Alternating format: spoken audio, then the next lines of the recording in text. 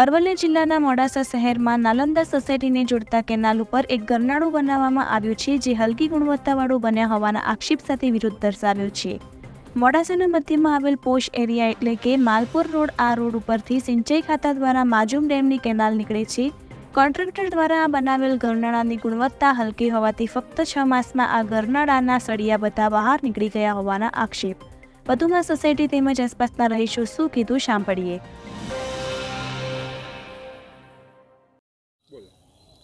હું નવનીત મગનભાઈ પટેલ, નાલંદા 2 માં મારું નિવાસસ્થાન છે અને સતત છેલ્લા 2011થી હું અહીંયા રહું છું। આ સોસાયટીમાં રહ્યા પછી જે અમારા કેનાલનું જે ગરનાળું જે બનાવવામાં આવ્યું, તોડીને જે પહોળું કરવામાં આવ્યું, એ ગરનાળું એક તો પહેલું તો દિશા વગરનું બનાવ્યું છે કે સીધું બનાવવાની જગ્યાએ ક્રોસ બનાવી નાખ્યું છે અને સાથે સાથે પહોળું બનાવ્યો વાંધો નહીં, પણ જે ગુણવત્તાવાળો જે માલ નાખવો જોઈએ નાખ્યો નહીં, એના કારણે 6 મહિનાની અંદર આ ગરનાળું તૂટી ગયું છે અને સળિયામાં સ્ટીલ પણ બહાર આવી ગયું છે। એટલે આ કોન્ટ્રાક્ટરે કઈ પદ્ધતિથી કામ કર્યું છે, એ ભણેલા છે કે અભણ છે એ ખબર નથી, પણ એ નોલેજ નહીં એવું મને ચોક્કસ લાગે છે આની અંદર। અને માલની તો અત્યારે તમે જોશો તો અત્યારે સ્ટીલ ને સિમેન્ટને બહાર આવી ખાડા પડી ગયેલા છે। આના પહેલાં પણ અમારે કોન્ટ્રાક્ટરે આગળ રસ્તો બનાવ્યો હતો, એ પણ 3 મહિનામાં કપચીવાળો નીકળી ગયો તો ફરી બનાવવાનો અમે એમને અરજી કરીને ફરી પણ બનાવડાયો છે।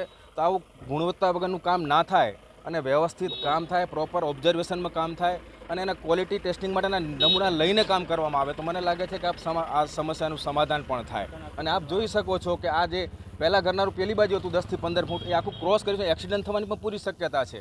એટલે બધી બાજુ આ લોકોએ ભૂલો કરી છે। એક તો પ્રોપર તો આઈડિયા ડિઝાઇન પ્રમાણે બનાવ્યું નથી, બનાવ્યા પછી પણ ગુણવત્તા વગરનું બનાવ્યું છે। તો ફરી આ રીતનું એ લોકો ધ્યાન રાખે અને આનું તાત્કાલિક નિવારણ કરે ને ફરી, નહીં તો પછી અમારે ગાંધી ચિંધ્યા માર્ગે આંદોલન પણ કરવું પડશે। આ ગરનાળા પર બેસીને અવરજવર માટે અટકાવવાનો પણ અમારે માર્ગ અપનાવવો પડશે। તો સત્વરે આનું સોલ્યુશન લાવવામાં આવે અને આ વ્યવસ્થિત માલ પેચિંગ કરીને ફરી ન તૂટે એવું એ બનાવી આપે એવી અમારી વિનંતી છે। મારું નામ પૂનમભાઈ મગનભાઈ પંચાલ છે। હું નાલંદાનો રહેવાસી છું અને નાલંદા સોસાયટીમાંથી બજારમાં અને ચારધામ અને 4 રસ્તે જવા માટે છે તો આ રસ્તે થઈને જવું પડશે। એમાં આ કેનાલનું ગરનાળું વચ્ચે આવે છે। અમારી સોસાયટીના બધા બાળકો સાયકલો, સ્કૂટરો લઈને જાય છે, ત્યારે જે ગરનાળા ઉપર નીકળી ગયેલા સળિયાઓ સાથે એ સ્કૂટરના પૈડા અથડાય છે અને ક્યારેક પંચર થઈ ગયાની પણ બૂમો લઈને ઘરે આવે છે। તો એક 4 મહિનાની અંદર આ કેવું કામ થયું છે કે જેથી આ સળિયા બહાર આવી ગયા છે, તો એમને માલ કઈ ગુણવત્તાનો વાપર્યો છે એ અમને સમજમાં આવતું નથી। એમને પૈસા કાં તો ઓછા આપ્યા હોય સરકારે, કાં તો પૂરા આપ્યા હોય તો એમને વાપર્યા નથી। આવું ગમે તે કોઈ કારણ હોવું જોઈએ તો આની સ્પષ્ટતા થવી જોઈએ અને આ કામ વહેલી તકે સારી રીતે થાય અને ફરી બનાવવા મારી સરકારને વિનંતી છે। રિપોર્ટર જગદીશ પ્રજાપતિ સાથે અલ્પેશ પાટિયા, અરવલ્લી।